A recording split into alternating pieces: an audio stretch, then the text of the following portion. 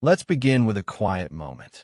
Please see this only as a gentle reflect Iona kind of soul light, not a fixed map. Its only purpose is to offer peace, never pressure. Your inner feeling is your guide. Let it choose what fits.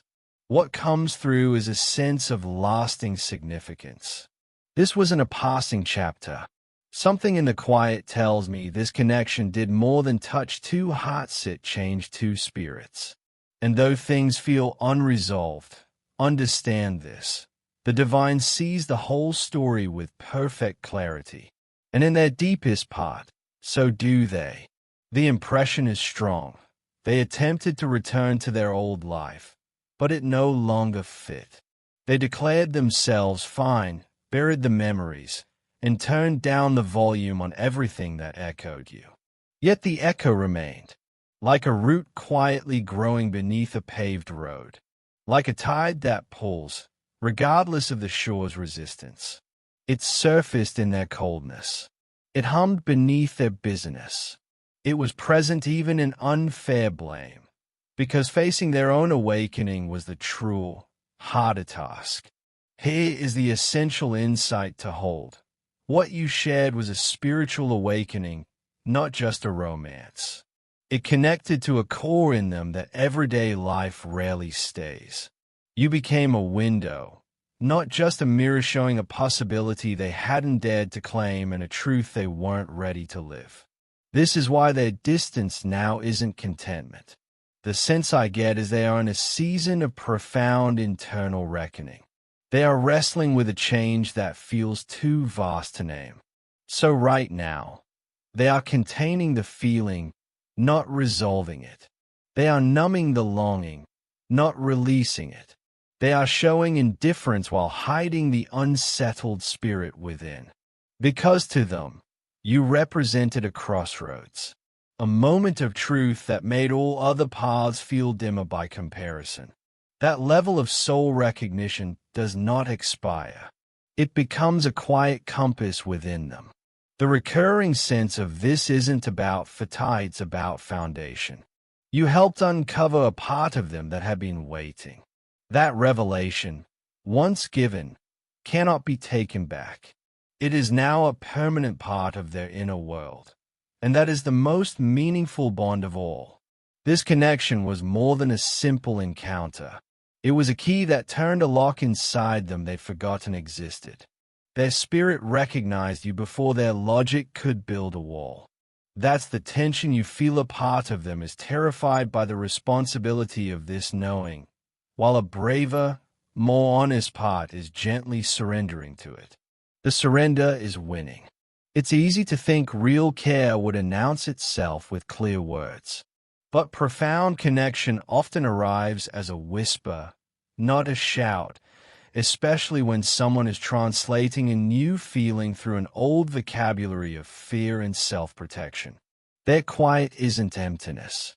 It is the sound of an inner world being rebuilt. What's happening now, as a gentle guidance shows, is a period of sacred unsettlement. Since the space between you appeared, a quiet dissonance has followed them. During an ordinary day, a memory will surface, unbidden. A color will catch their eye and pull a thought of you to the front of their mind. In a still moment, the memory of your presence arrives not as a thought, but as a physical sense of warmth or a sudden, deep breath. This is not fantasy. It is the sobering impact of encountering a truth that rearranges one's inner landscape. It is the humbling realization that they turned from a reflection that showed them a true version of themselves. Therefore, trust this. Your intuition is not playing tricks on you. Your sense of an unfinished chord is not foolish. The quiet hope you carry is not a weakness. Your soul is attuned to a frequency that your everyday senses cannot scan. This reassurance comes to you not to foster waiting, but to confirm that the bond you perceived was real and its echoes are genuine. Some unions operate on a different, more enduring frequency. They are less about convenience and more about core revelation. Some people enter your life and become a quiet revolution. They make the old ways of being feel ill-fitting. They make settling for the superficial feel like a betrayal. You became that revolution for them. In response, they attempted to find a standing. They tried to convince themselves that a different, less intense path was wiser. They looked for a connection that asked less of their spirit. Yet, they are learning a difficult truth. You can find a distraction, but you cannot find a duplicate. They may sit with another, but it feels like placement, not peace. They may talk, but it feels like dialogue, not discovery.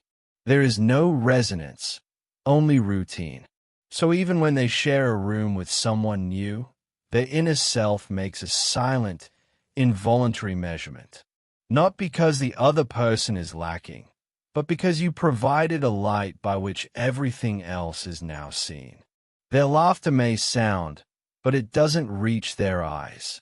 The connection is present, but it remains at the door of their heart, never invited fully in. They have already known a belonging that makes anything else feel like a temporary shelter.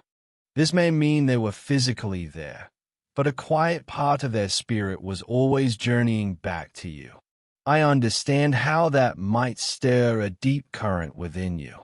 Perhaps it brings a bittersweet solace. Perhaps it reopens a well of sorrow. Perhaps it sparks a quiet frustration. Perhaps it's simply that complicated ache of longing and hurt, all woven together. Whatever emotion surfaces, allow it to be here without judgment. This guidance isn't asking you to shut down your heart. It's inviting you to listen to what your feelings are trying to teach you, so you can walk through this with clarity instead of clutter. Here is the purposeful truth at the center of all this. This connection is a profound teacher for you both. Its purpose stretches far beyond a simple romance. This is about personal transformation.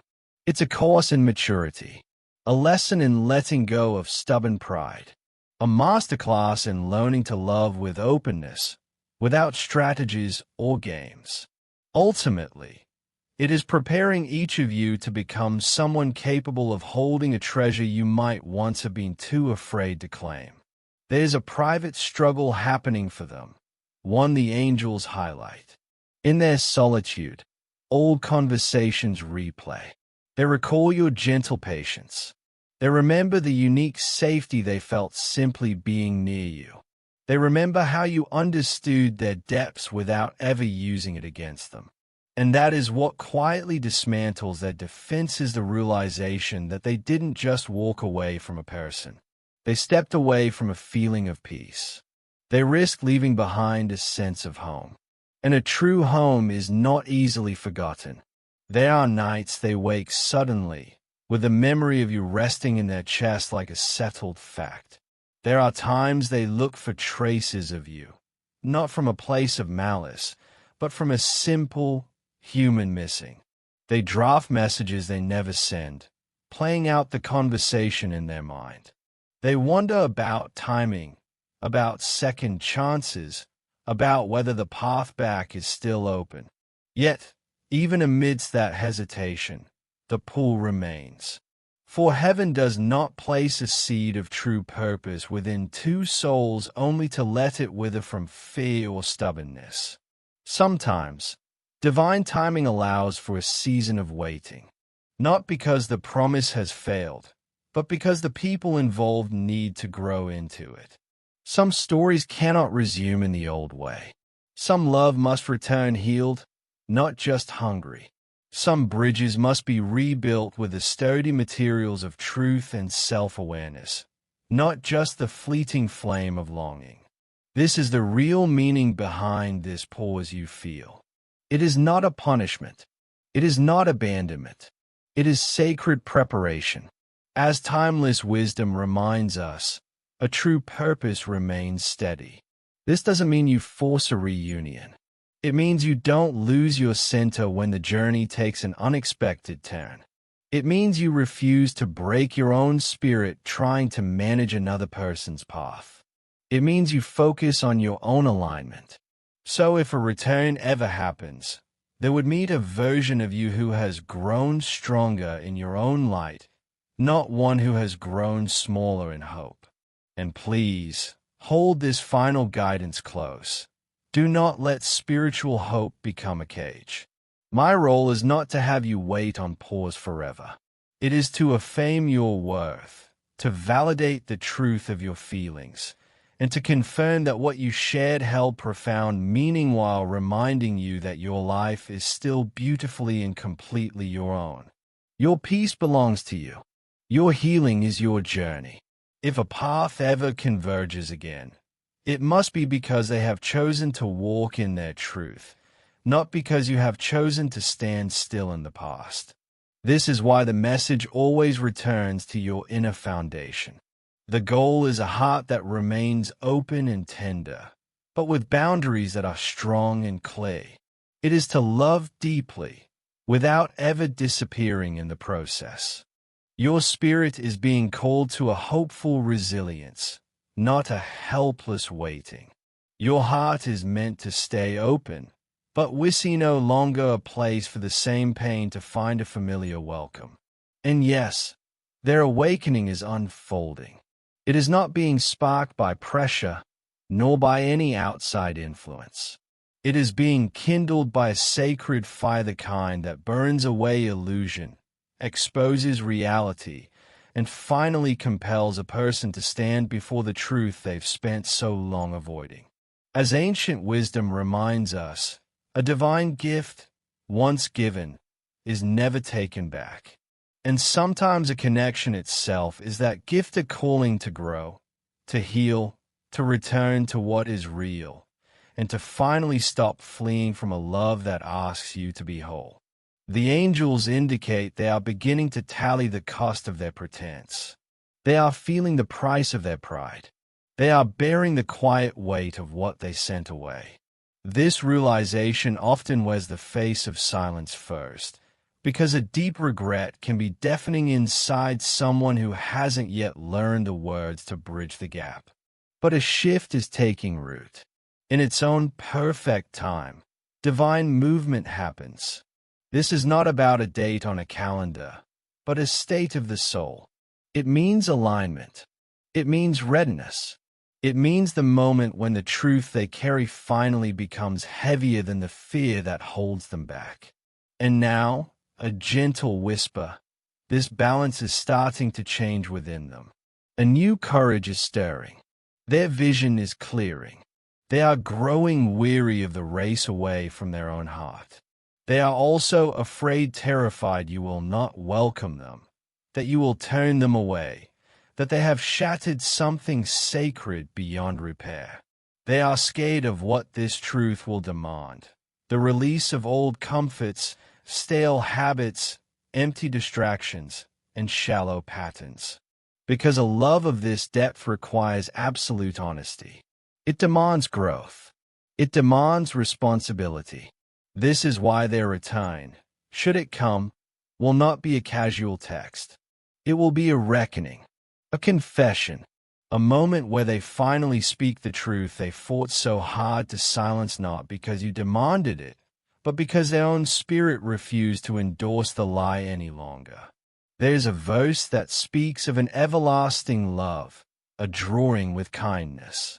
This is the pull they feel when you cross their mind, not a storm of drama, but a steady, merciful tide of tenderness. They expected to forget you. They expected the feeling to fade, but it did not. Instead, it matured. It deepened. It has accompanied them with a gentle persistence, a quiet reminder of what is genuinely real. So if you have been sitting with your questions, staring into their silence, wondering if the depth you felt was ever truly there, hear this clearly. You did not imagine it. You did not invent its meaning. You felt what you felt because it was, and remains, real. In this waiting, your own peace is paramount.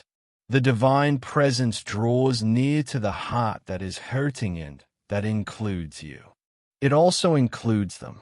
And if there is a genuine brokenness over what was lost, then know this: the same force that brings the sobering realization also brings the possibility of healing. The same love that exposes the wound also holds the balm for its restoration. Grace is still very much available for you in your journey, and for them in theirs. The story is not over while the heart is still learning to speak its truest name. This story can still grow. A fresh start is still possible, but only if it is built upon a foundation of real honesty. So please, hold these words the right way, not as a weight that holds you down, but as a gentle light for your path. Let it illuminate your spirit, not imprison your life. In the realm of what truly matters, this is not an ending. It is not forgotten or erased. The sense I receive is one of a sacred pause, not a final farewell. It is a season of refinement, not removal. A divine delay, never a denial. They cannot fully release you, not from a place of unhealthy attachment, but because the love you offered stirred a sacred part of them that is now forever awake. They can no longer return to the sleep of their old ways. And you, dear one, your purpose in this moment is not to make yourself small. It is to stand tall. It is to remain tender without breaking. It is to keep faith without ignoring wisdom. It is to love from the fullness of who you are, never from a place of emptiness. If this connection is meant to circle back, let it return healed. Let it return honest. Let it return in clear alignment. For when heaven is orchestrating a renewal, it does not send it back hollow. It will return with intention. It will return with maturity. It will return with understanding. Until that time, whether it comes soon or much later, your task is to breathe deeply and stay rooted in your own peace. Keep your inner world clay. Anchor your heart in the divine first and foremost, because your life is wholly and complete right now, in this very moment. You are not alone. You are supported. Heaven has been stirring their rest. This isn't a punishment, but a persistent calling of their spirit back to a truth left unresolved. They have tried to look away, to mute this call, but the echo remains. In every attempt to silence it through distraction, through constant motion, through insisting they've moved on, feeling persists. It finds them anyway, like a faithful tide that knows its own shore, like a melody that begins to hum itself in a quiet room. The song was never finished. It was only set aside. This isn't about an ending. What bloomed between you was not uprooted. It went dormant, sheltered beneath layers of fear, of stubbornness, of poor timing, and simple human confusion. But its roots remained alive. Consider the unexplained restlessness. The nights when exhaustion claims their body, but their spirit stays vigilant, stirring them awake with a heavy, wordless knowing. They dismiss it as anxiety, as a trick of the mind, as anything but what it truly is. Their soul, however, recognizes the signature. The angels affirm it. You are remembered within them, not with obsession, but with reverencing a sacred echo in their inner world. Resistance only gives it strength. A lyric in a cafe seems chosen for them. Patterns and numbers catch their eye until it feels intentional. The mundane world begins to speak in a language only their heart understands. Gradually, they are facing what they once denied. Some bonds are woven with threads that cannot be severed by distance or decision. This is not mere want. It is not simple nostalgia. It is not just missing company. This is soul memory. It is the imprint left by something true. It is built to endure seasons and silences. It is designed to remain. Therefore, the hope you carry is not a shame. It is the natural echo of a love that was seeded with purpose, a love that does not vanish when it is no longer in sight. This is the source of that sacred pull, the reason it feels larger than circumstance, the explanation for its quiet, undiminished return long after other noises have faded into silence.